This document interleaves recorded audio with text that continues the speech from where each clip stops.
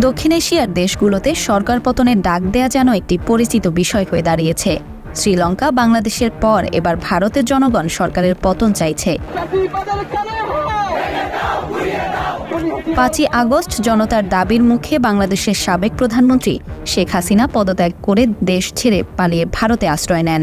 তার 3 দিন পরেই 9ই আগস্ট কলকাতার আরজি কর মেডিকেল কলেজ ও হাসপাতালে ঘটে যাওয়া এক মর্মান্তিক ধর্ষণ ও খুনের ঘটনা সারা দেশকে নাড়িয়ে দেয়।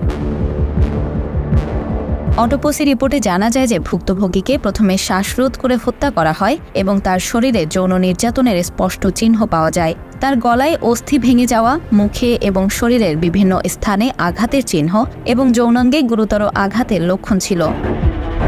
এই নৃশংস ঘটনার প্রতিবাদে কলকাতা সহ ভারতের বিভিন্ন স্থানে ডাক্তার এবং নার্সদের মধ্যে ব্যাপক ক্ষোভ দেখা যায়। তাদের সাথে একাত্মতা প্রকাশ করে সারা দেশের সকল শ্রেণীর মানুষ রাস্তায় নেমে আসে এবং দাবি করে এর পেছনে যারা দায়ী তাদেরকে সরকার ইচ্ছে করে আড়ালে রেখে বাঁচানোর চেষ্টা করছে, যার ফলস্বরূপ তারা মমতা বন্দ্যোপাধ্যায়ের পতনের ডাক দেয়। এই দাবিতে দেশের মানুষ সচিবালয় পর্যন্ত ঘেরাও করে। সেই ঘটনা থেকে এখনও দেশ সামলে ওঠেনি। এর মধ্যেই ভারতের নরেন্দ্র মোদীর পদত্যাগের দাবি উঠেছে দেশটিতে। 8 মাস আগে মহা ধুমধামে ভারতের মহারাষ্ট্রে ছত্রপতি শিবাজির মূর্তি উদ্বোধন করেন নরেন্দ্র মোদী। তবে দিন কয়েক আগে এ মাসেই সেই মূর্তিটি ভেঙে পড়ে। এ নিয়ে রাজ্য জুড়ে সমালোচনার ঝড় উঠেছে। সেই ঘটনায় দুঃখ প্রকাশ করেছেন মোদী।